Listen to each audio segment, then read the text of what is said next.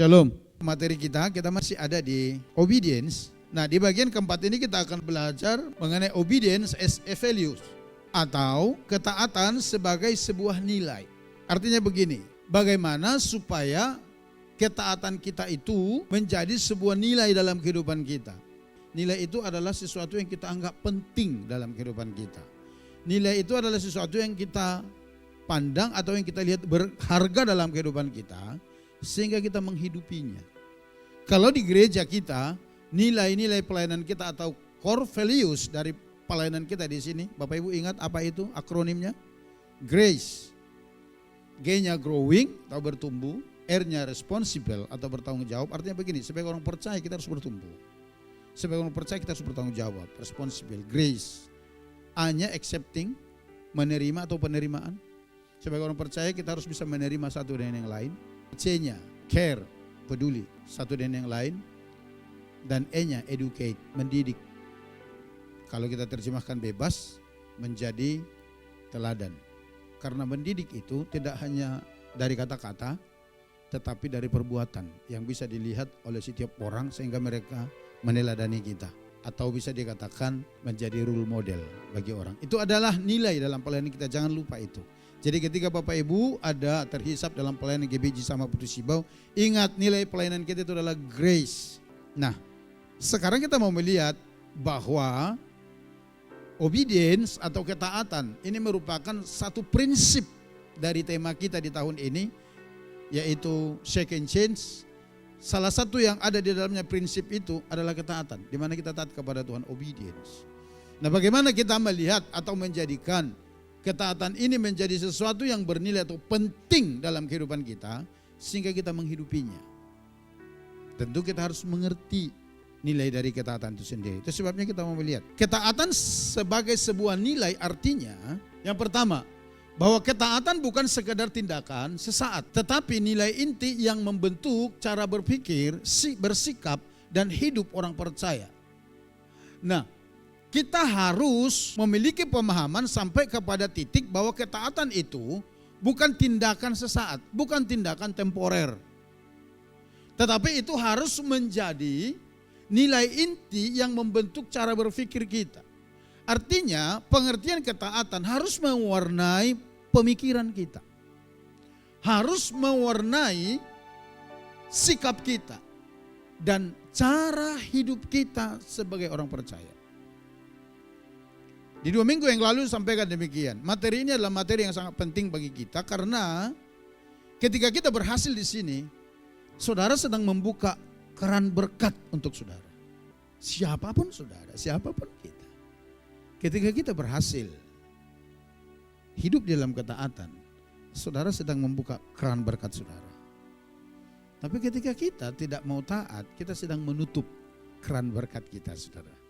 Nah, jadi yang pertama itu. Yang kedua, arti daripada sebuah nilai itu adalah bahwa sebagai murid Kristus kita dipanggil menjadikan ketaatan sebagai karakter dan identitas dalam Kristus, bukan hanya reaksi terhadap perintah.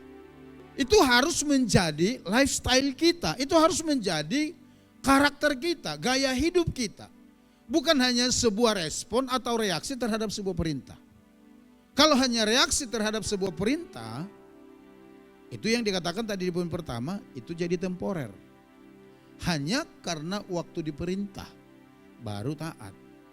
Tapi kalau dia menjadi karakter dimanapun kita berada, tanpa diperintah pun, sesuai dengan definisi daripada ketaatan itu, kita dengan rela hati melakukannya, mentaati sebuah aturan, karena kita sadar bahwa kita ini adalah pengikut Kristus. Itu yang membedakan kita Bapak Ibu dari orang-orang di luar Kristus. 2 minggu yang lalu saya sampaikan tentang skolios. Saudara masih ingat skolios dari teks Yunani itu? Pemimpin yang bengis itu. Kata bengis itu di sana skolios. Adalah orang yang secara sengaja bertindak bengkok tidak sesuai kebenaran terhadap orang-orang dipimpinnya. Itu skolios.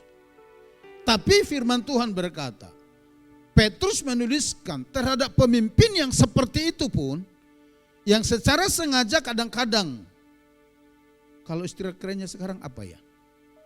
Kayak membuli kita, kayak mempersekusi kita. Firman Tuhan berkata, kita harus belajar taat. Kita mungkin merasa sudah melakukan segala-galanya.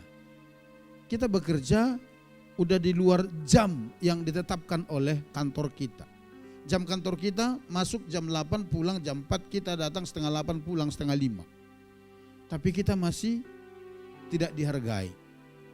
Karena apa? Pemimpinnya bengis. Terhadap pemimpin yang model begitu, sebagai anak Tuhan, Roh Kudus mengilhami Rasul Petrus menulis, kamu harus tetap taat. Kenapa? Karena disitulah terlihat kesaksianmu, perbedaan kita dari orang-orang yang tidak mengenal Tuhan. Kalau orang-orang di luar Kristus berkata demikian, kalau lu baik saya akan taat. Pasti begitu. Nah, artinya kalau kita juga sebagai anak Tuhan hanya bisa taat di saat pemimpin kita baik, kita tidak memiliki nilai plus dibanding yang lain. Standar kita masih sama dengan orang dunia. Ngerti Bapak Ibu? Itu sebabnya yang kedua ini memberikan penjelasan kepada kita. Bahwa kita dipanggil menjadikan ketaatan sebagai karakter kita. Menjadikan ketaatan sebagai identitas hidup kita di dalam Kristus. Dan bukan hanya reaksi pada sebuah perintah. Next. Bahwa ketaatan sejati lahir dari kesukaan melakukan kehendak Allah dan mencintai Taurat dan perintah. Ini dia saudara. Sebagai orang percaya kita harus sampai ke titik ini. Di mana Daud berkata di dalam Mazmurnya, Mazmur 49, aku suka melakukan kehendak-Mu, ya Allahku, Taurat-Mu ada dalam dadaku.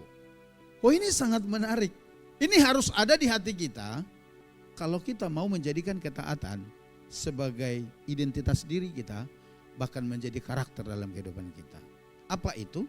Kita menyukai kehendak Tuhan. Kita suka melakukan kehendak Tuhan. Dan kita menyimpan hukum-hukumnya dalam hati kita. Kadang-kadang orang gak bisa taat itu karena dia kurang mengerti firman. Kadang-kadang. Tapi ada juga banyak sengaja melanggar gitu saudara ya. Nah, tapi Daud berkata, aku menyukai kehendak-Mu dan mau melakukannya. Karena itu kusimpan Taurat-Mu. Taurat itu adalah ajaran, hukum-hukum, aturan-aturan-mu di dalam hatiku. Nah kalau di dalam Mazmur 119, khususnya pesan untuk orang-orang muda dikatakan demikian. Dengan apakah seorang muda menjaga kelakuannya bersih? Dikatakan dengan menjaganya dengan firman Tuhan. Menaruh Taurat Tuhan di dalam hati mereka. Sebagai orang percaya, ini harus ada di hati kita. Ingat supaya kita memiliki nilai yang berbeda dengan orang-orang di sekeliling kita, Bapak Ibu. Karena memang kita dipanggil untuk seperti ini. Kalau kita menghidupinya, kita akan menjadi garam. Kita akan menjadi terang. Karena kelihatan sesuatu yang berbeda itu. Tapi selama kita tidak bisa berbeda dari dunia, saya mau katakan, cahayamu tidak akan pernah bersinar. Karena cahaya itu melawan kegelapan. Betul enggak saudara? Kontras terhadap kegelapan. Itulah terang. Artinya harus ada kelihatan sesuatu yang berbeda dari kehidupan kita. Dari cara hidup orang-orang dunia. Baru disitulah kelihatan terang kita sebagai anak Tuhan. Jadi pastikan diri kita adalah orang-orang percaya yang suka melakukan kehendak Tuhan dalam kehidupan kita. Next. Di tengah dunia yang menjunjung otonomi. Apa itu otonomi? Kebebasan. Kan dunia sekarang sedang menyukai kebebasan. Apa-apa mau bebas, apa mau bebas. Enggak mau diatur gitu kan saudara. Sampai ada otonomi daerah gitu saudara ya. Nah kebebasan. Di tengah dunia yang menjunjung otonomi, ketaatan mungkin dianggap banyak orang lemah. Ngapain kita takut? Hari gini, dunia begini, teknologi secanggih semaju ini. Ngapain kita harus taat lagi? Itu dunia. Tapi berbeda dalam kerajaan Allah, ketaatan adalah nilai mulia yang membentuk karakter rendah hati dan setia. Bagi dunia mungkin ketaatan adalah kelemahan, kekalahan, tapi di dalam kerajaan Allah, dalam pandangan Allah, ketaatan itu adalah sebuah nilai yang akan membentuk kita menjadi pribadi yang rendah hati. Diawali dari ketaatan itu dulu. Nah, nanti lama-lama itu kan menjadi attitude kita. Sehingga lama-lama kerendahan hati terbentuk dan terproses di dalam hati kita. Ketika kita belajar taat. Jadi ingat, bagi orang percaya, ketaatan bukan kelemahan, bukan kekalahan. Bukan.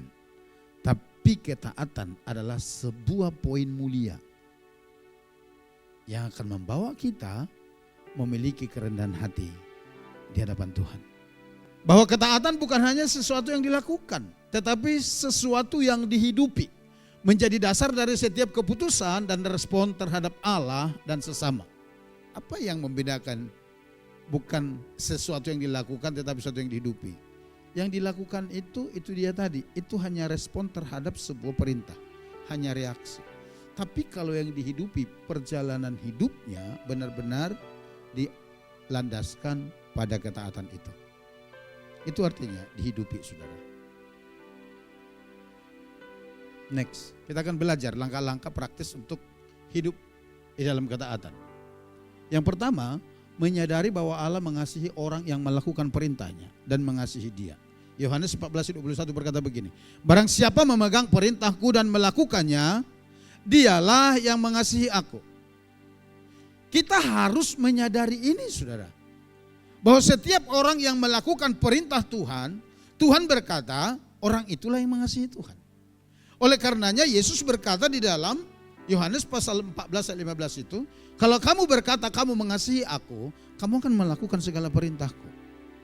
Ketaatan itu adalah buah dari kasih kita kepada Tuhan.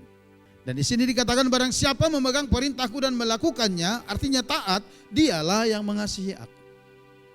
Kita nggak perlu gembar-gembor kiri kanan sana sini. Oh, saya orang taat kepada Tuhan. Di mana-mana kita nyanyi, ku mau cinta Yesus selamanya.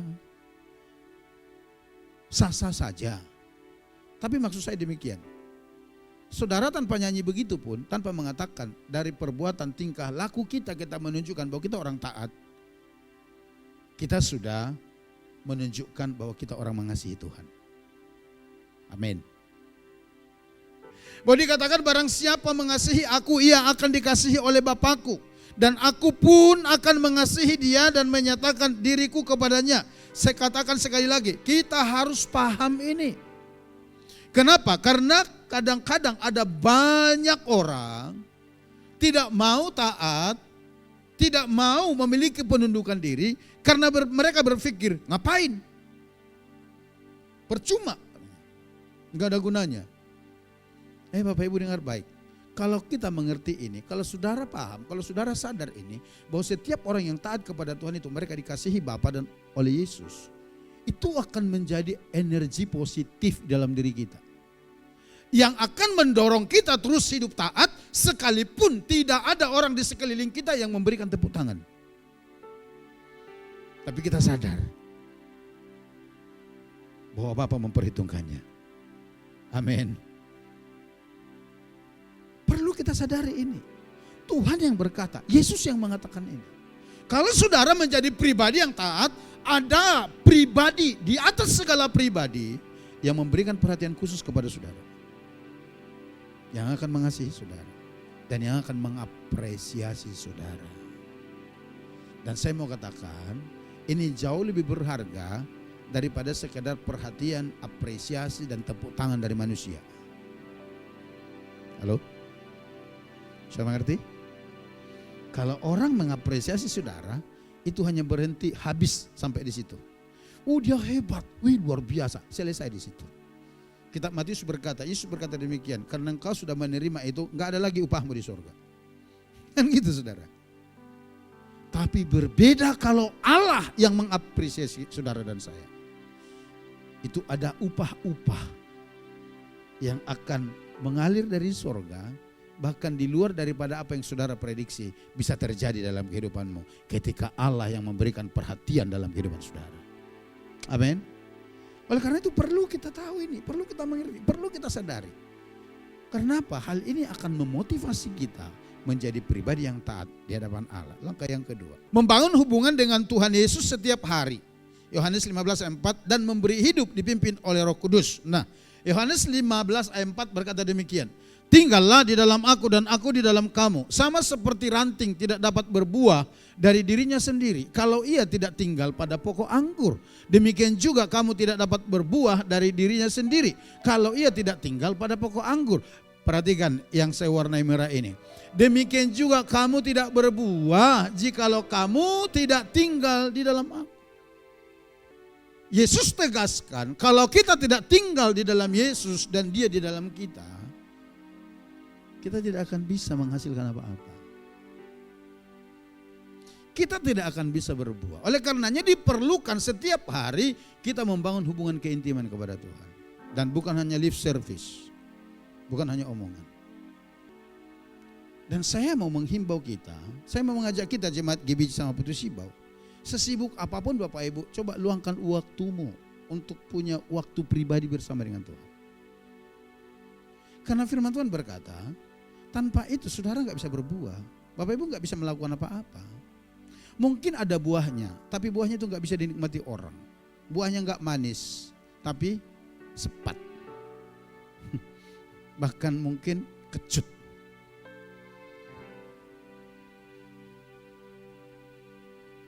Begitu kita berbicara, orang langsung mengkerutkan keningnya.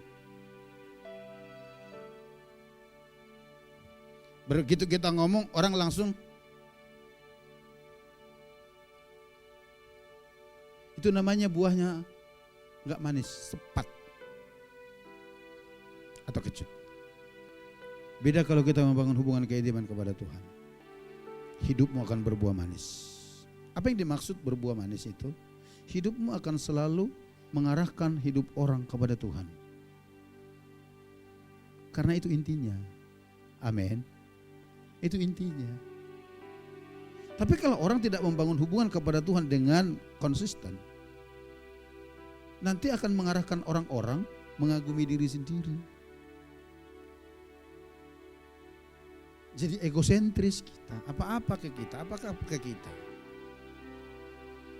Tapi kalau kita menjadi orang intim dengan Tuhan, apa-apa ke Tuhan. Apa-apa ke Tuhan. Sekalipun saya mau katakan, sampai hari ini masih lebih banyak orang yang tidak suka dengan apa-apa ke Tuhan. Artinya ketika saudara membicarakan kebenaran, saudara jangan langsung berharap bahwa orang semua akan terima. Tapi dari pemandangan Allah, buahmu itu manis. Karena engkau berbicara atas dasar kebenaran dan mengarahkan orang kepada kebenaran, bukan kepada diri saudara gitu. Saudara, kalau kita mengarahkan orang ke diri kita bukan ke Tuhan, saya pastikan suatu saat orang itu pasti kecewa. Orang itu kecewa, saudara capek. Karena apa? Karena saudara akan hidup dengan topeng. Saudara akan menampilkan ini supaya orang senang. Bayangkan kalau saudara punya teman sebanyak 100 orang, 100 topeng saudara. Setiap ketemu yang lain ganti topengnya, ganti topengnya. Karena masing-masing orang beda karakter toh. Saudara tidak bisa menjadi diri sendiri seperti yang Tuhan harapkan. Jadi orang itu kecewa, saudara capek. Kenapa kecewa? Karena saudara kan punya kelemahan. Benar gak saudara? Halo? Sekian lama saudara tutupi kelemahan saudara itu. Suatu waktu karena saudara kesandung, kebongkar, orang langsung bilang gini, kecewa saya sama orang itu. Tapi beda ceritanya kalau saudara arahkan orang kepada Tuhan. Dia akan bercermin kepada Tuhan. Dia akan bercermin kepada kebenaran. Dan orang-orang seperti itu biasanya hatinya teguh. Sekali lagi, sekalipun tidak diberi tepuk tangan oleh orang, dia tetap berkata, no problem. Karena hati saya tertuju kepada Tuhan. Amin. Jadi yang kedua itu. Galatia pasal 5 ayat 25 dikatakan, jikalau kita hidup oleh roh, baiklah hidup kita juga dipimpin oleh roh. Apa yang dimaksud jikalau kita hidup oleh roh?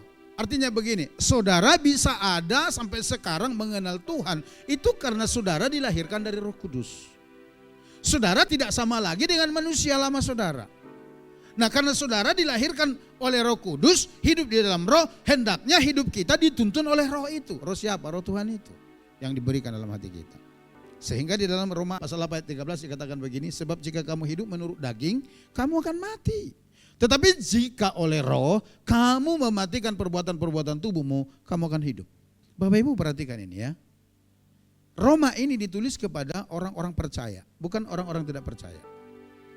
Tapi di sini Paulus berbicara, jika kamu hidup menurut daging, artinya orang percaya ada kemungkinan kedagingan. Ngerti enggak? Orang percaya kepada Kristus kalau dia tidak konsisten dan disiplin menyerahkan hidupnya dituntun oleh roh, kemungkinan besar dia akan dituntun oleh kedagingannya. Dan firman Tuhan berkata, kalau itu yang terjadi, kamu akan mati dalam kebinasaanmu. Tapi kalau kamu menyerahkan hidupmu terus dipimpin oleh roh, dengan cara itu kamu mematikan perbuatan-perbuatan daging dalam tubuhmu. Sekali lagi, untuk sampai ke titik itu kita harus membangun hubungan kita setiap hari dengan Kristus dan firman-Nya. Next. Yang ketiga, tertanam dalam komunitas murid. Di dalam Ibrani 10:24 sampai 25 dikatakan begini, 24. Dan marilah kita saling memperhatikan supaya kita saling mendorong dalam kasih dan dalam pekerjaan baik. Ayat 25. Janganlah kita menjauhkan diri dari pertemuan-pertemuan ibadah kita seperti dibiasakan oleh beberapa orang, tetapi marilah kita saling menasihati dan semakin giat melakukannya menjelang hari Tuhan yang mendekat. Hidup di dalam sebuah komunitas murid, hidup di dalam sebuah komunitas orang percaya itu akan menolong saudara melangkah dalam ketaatan. Kenapa? Karena dikatakan di sana kita akan saling menasihati. Di sana kita akan saling mengingatkan. Di sana kita akan saling berbagi. Di sana kita akan saling mendengar kesaksian. Kalau saudara bagi kesaksian saudara di luar sana, dengar ini baik-baik. Belum tentu orang respect. Belum tentu. Mereka hanya tidak ngomong aja. Dalam hatinya berkata begini, rasain loh. Saudaraku dengar, di luar sana ada banyak orang yang menantikan kejatuhanmu. Oleh karenanya saya ingatkan saudara berkali-kali, kalau ada apa-apa dalam hidupmu, jangan curhat di medsos. Sudah disurvei 75-80% ketika saudara curhat di medsos mencurahkan sampah di hati saudara itu. 75-80% mereka tertawa. Berkata, rasain lo memang begitu, kan apakah.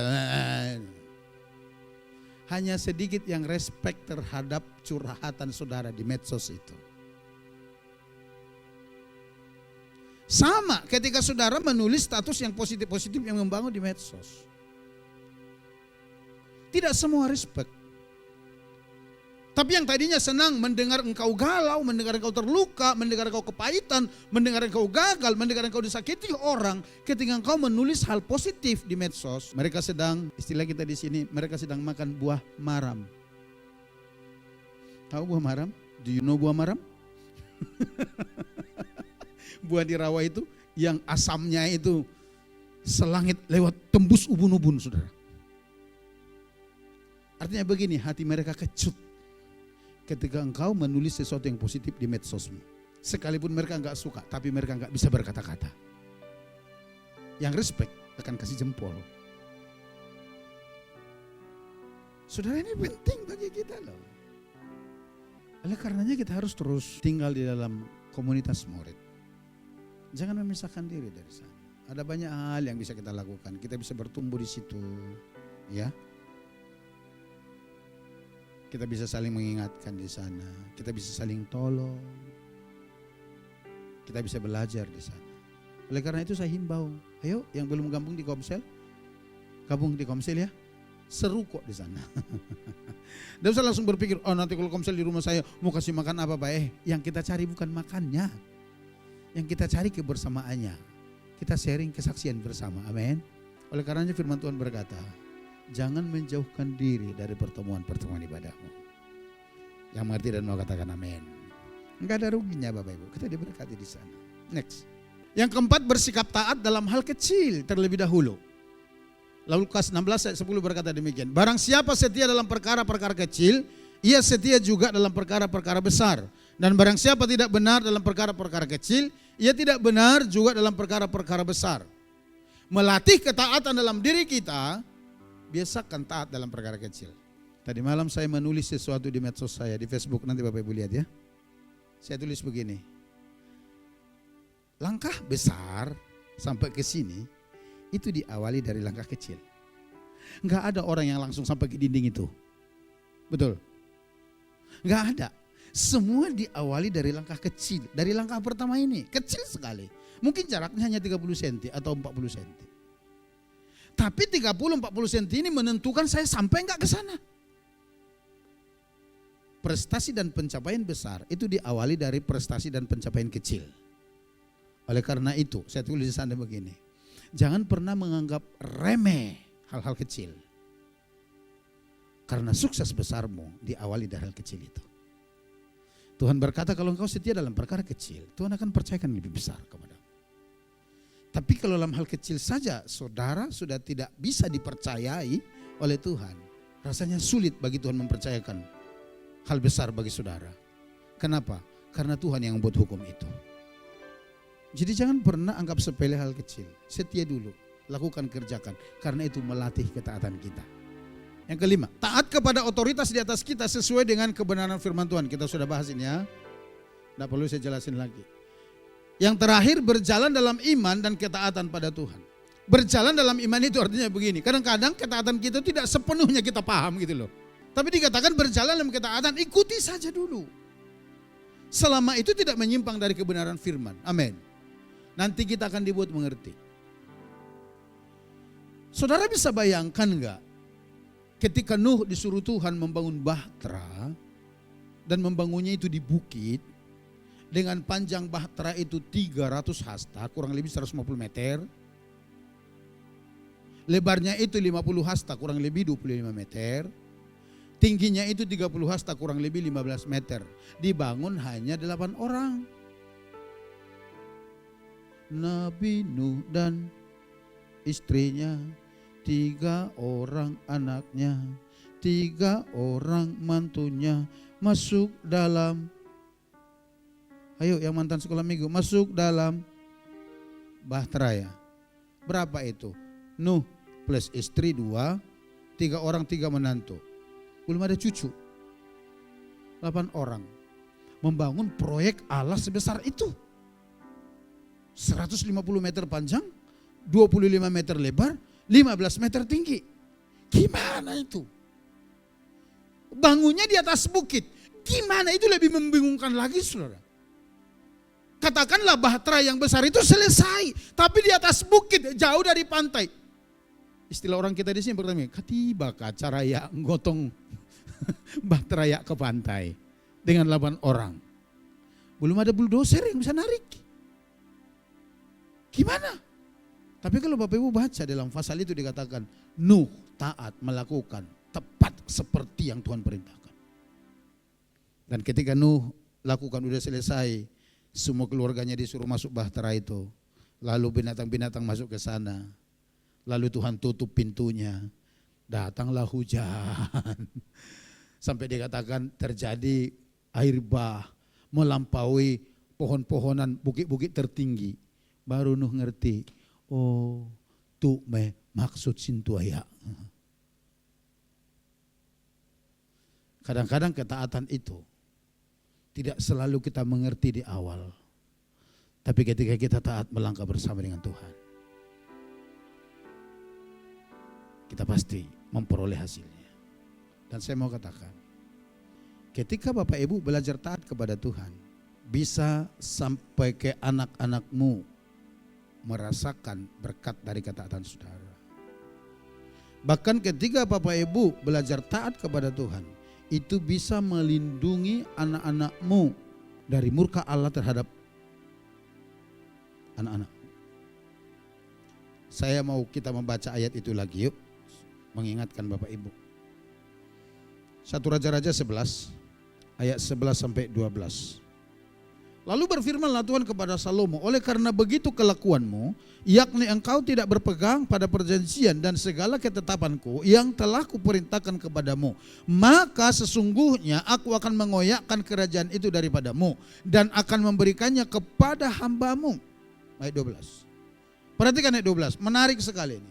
Hanya pada waktu hidupmu ini aku belum mau melakukannya, apa itu? Mengoyakkan kerajaan itu. Oleh karena Daud ayahmu, dari tangan anakmu lah aku akan mengoyakkannya. Sedianya Tuhan murka terhadap Salomo oleh karena perilakunya yang berzina itu. Tapi Tuhan katakan demikian, sebenarnya aku udah mau koyakkan kerajaan itu biar Tuhan tahu. Tapi oleh karena aku ingat sama bapakmu Daud, sehingga aku tidak melakukannya sekarang. Bapak Ibu, saya nggak tahu Bapak Ibu, saya secara pribadi menohok sekali bagi saya firman itu. Saya punya anak hanya semata wayang dan jauh dari saya. Ketika saya temukan firman ini, itu benar-benar menyala di hati saya. Saya tidak bisa memantau anak saya secara dekat, nggak bisa. Boleh aja dia berkata bohong, oh baik-baik sekali, tapi saya nggak tahu apa yang dilakukan di sana. Jakarta dengan Putus Ibut cukup jauh.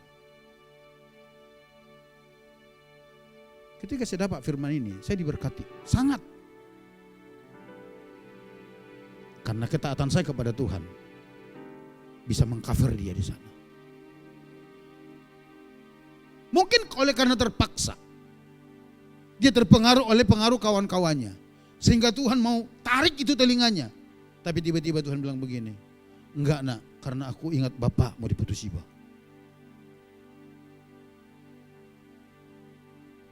Oleh karenanya dari minggu lalu saya katakan demikian. Paling tidak ingat anak-anakmu. Ketaatanmu itu bisa mengcover anak-anakmu dari murka Tuhan. Orang tua, dengar ini. Ketaatanmu itu tidak akan sia-sia. Itu bisa mengcover anak-anakmu dari murka Tuhan oleh karena mereka melakukan kesalahan di hadapan Allah. Sekali lagi ini terngiang-ngiang benar bagi saya. Saya pernah katakan sama anak saya, kalau kau mencari manusia yang paling bejat, carilah di Jakarta ini. Di sini ada semua. Tapi kalau kau mau cari orang baik, di sini pun ada. Papi dan mami gak selalu melihat dirimu, tapi miliki roh takut akan Tuhan. Tapi namanya orang muda kan kita tidak tahu Bapak Ibu, entah seperti apa. Dan saya terberkati dan dikuatkan, diteguhkan, dihibur oleh ayat ini. Bahwa ketaatan bapaknya kepada Tuhan itu bisa mengcover anaknya. Yang kedua, di dalam 1 Korintus pasal 15 ayat 58 firman itu berkata demikian. Dalam persekutuanmu dengan Tuhan, jerih lilahmu sekecil apapun tidak pernah sia-sia. Manusia boleh tidak menghargaimu. Manusia boleh tidak mengapresiasimu. Tapi di hadapan Tuhan itu tidak pernah sia-sia. Amin. Yang ketiga, ini kita berbicara natural saja dulu. Kalau saudara seorang pemimpin di sini, pemimpin itu secara natural, secara diam-diam akan selalu menilai bawahannya. Secara diam-diam. Dan orang yang ditemukan taat dan setia, orang itulah yang akan promosi. Itu secara natural, itu sangat umum. Boleh tanya di mana-mana, saya sudah survei, saya sudah tanya beberapa pemimpin. Betul Pak, betul Pak. Seorang pemimpin, dia akan selalu mengamati anak buahnya secara diam-diam. Siapa yang taat dan setia, orang itulah yang dapat perhatian bahkan promosi. Artinya, di dalam ketaatan ada promosi saudara. Di dalam Kolose pasal 3 ayat 24, atau kita mulai dari ayat 22, kalau Bapak Ibu mau tahu konteks firman ini. Hai hamba-hamba, taatilah Tuhanmu yang di dunia ini dalam segala hal. Jangan hanya di hadapan mereka saja untuk menyenangkan mereka, melainkan dengan tulus hati karena takut akan Tuhan. Ayat 23. Apapun juga yang kamu perbuatlah dengan segenap hatimu seperti untuk Tuhan. Ini datang untuk hamba ini, untuk bawahan-bawahan, dan bukan untuk manusia. Kemudian 24-nya, Tuhan berkata begini, kamu tahu bahwa dari Tuhanlah kamu akan menerima bagian yang ditentukan bagimu sebagai upah. Kristus adalah Tuhan dan kamu hamba. Manusia boleh tidak mengupahmu, tapi karena ketika engkau lakukan sebagai orang percaya dengan segenap hatimu seperti untuk Tuhan, Tuhan yang akan memberikan upah kepadamu. Amin. Manusia boleh tutup jalanmu, tapi ketika Tuhan memperhatikan engkau orang yang taat, Dia akan buka keran yang sebesar-besarnya di tempat lain. Halo? Ini kata firman. Makanya saya katakan, ayo mari kita disiplin diri kita menjadi orang percaya yang taat kepada Tuhan. Karena saudara dan saya pasti diberkati. Yang mau katakan amin. Kita datang kepada Tuhan saudara.